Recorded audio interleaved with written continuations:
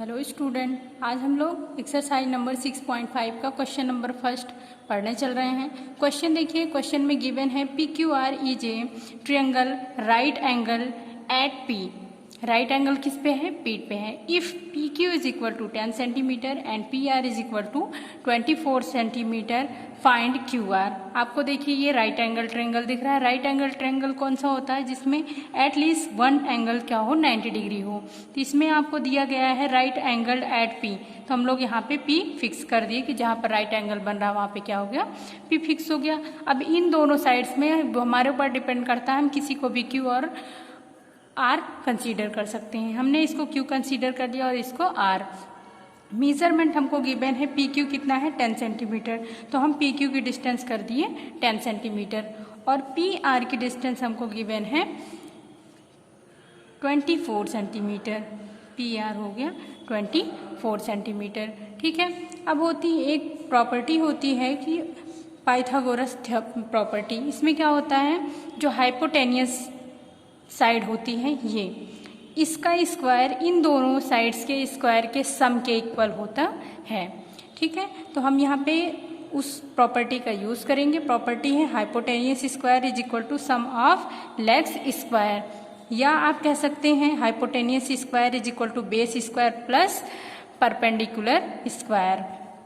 तो आप यहाँ पे देखिए, आपको QR जो गिवन है ये हाइपोटेनियस स्क्वायर हो गया, तो हम यहाँ पर QR स्क्वायर लिख दिए।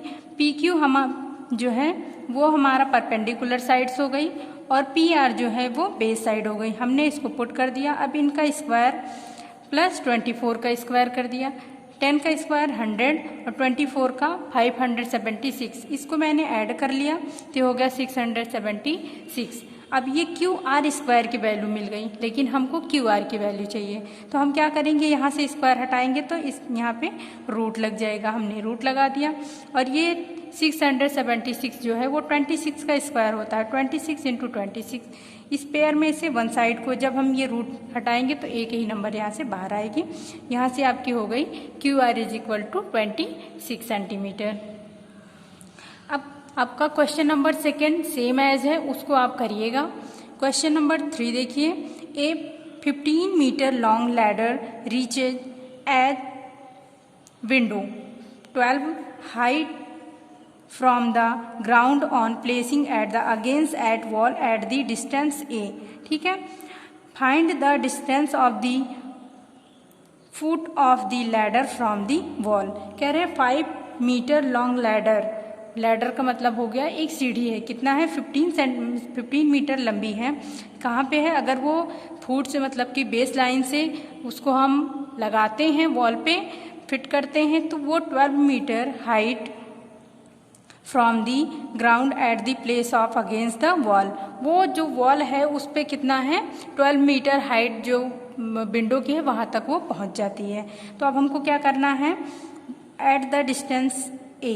ठीक है, जो कि डिस्टेंस किसकी है, बेस से लेकर के जो लैडर है वहाँ तक की डिस्टेंस कितना है A। Find the distance of the foot of the ladder from the wall. तो हमको फाइंड करना है। हम लोग यहाँ पर फिगर बनाएंगे। फिगर क्या है, मान लो ये लैडर है, ये हमारी वॉल है और ये हमारा क्या है, ग्राउंड है। ठीक है। ग्राउंड पे जब कोई, देखो ये क्या है, वॉल है। वॉल पे जब हम ऐसे परपेंडिकुलर ये थोड़ा सा ट्रांसवर्सल होगी तो हम इसको लैडर को फिट करेंगे, तो ये क्या होगा, जहाँ पर हमारी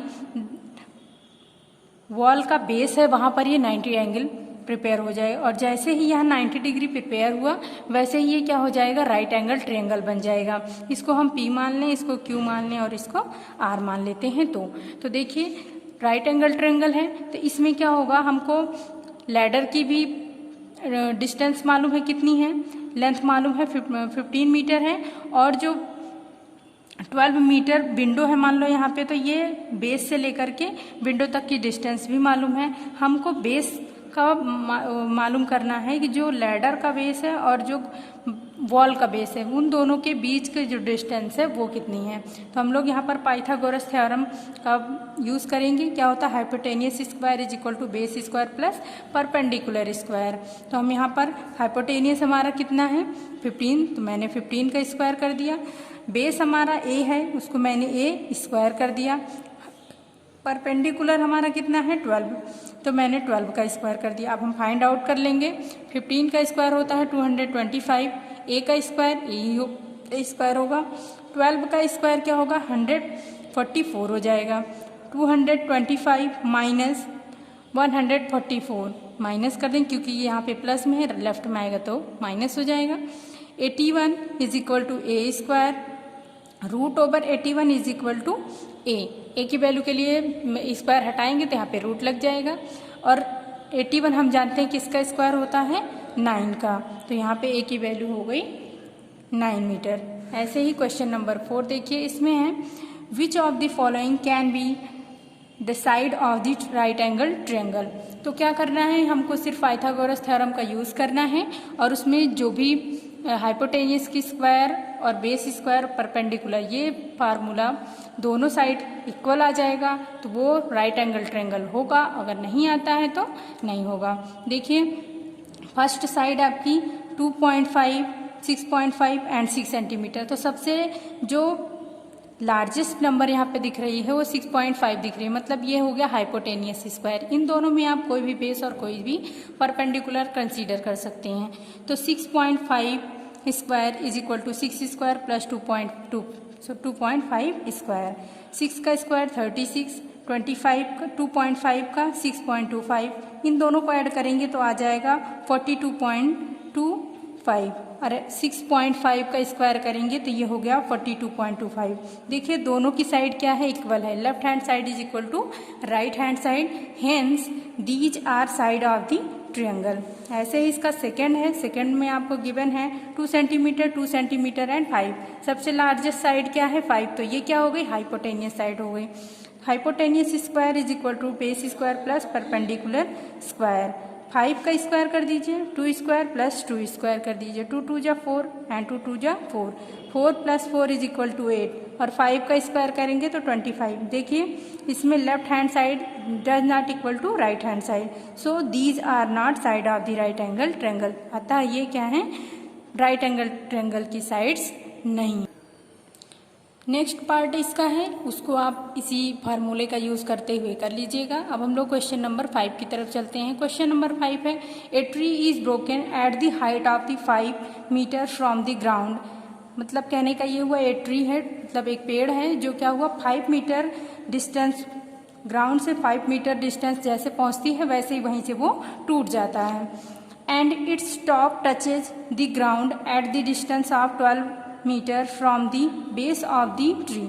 जहाँ पर पेड़ का बेस है यहाँ से ये क्या हुआ, जब इसका अपर पार्ट टूटा तो वो आके ज़मीन पर ही गिरेगा, वो आके यहाँ आर पर गिर गया, ठीक है। तो और जहाँ पे गिरा वहाँ से इसकी जो ट्री का बेस था वहाँ से इसकी डिस्टेंस कितना हो गई 12 मीटर। तो हम लोग क्या करेंगे, देखेंगे फिगर बनाएंगे। ये मान लो हमारा पूरा का पूरा ट्री है पी क्यू और यहाँ पे मान लो आर है, ठीक है। तो ये क्या हुआ पी से ये क्या टूट गया, टूटा तो ये ज़मीन पर गिरा, ज़मीन पर गिरा तो इसकी डिस्टेंस कितनी हो गई 12 मीटर हो गई। लेकिन यहाँ पर देखो अगर तो यहाँ पे 90 डिग्री एंगल आपको मिल जा रहा है, 90 डिग्री का एंगल बना मतलब ये क्या हो गया राइट एंगल ट्रायंगल बन गया। और जैसे ये राइट एंगल ट्रायंगल हुआ हम लोग क्या करेंगे इसमें पाइथागोरस थ्योरम का यूज़ करेंगे।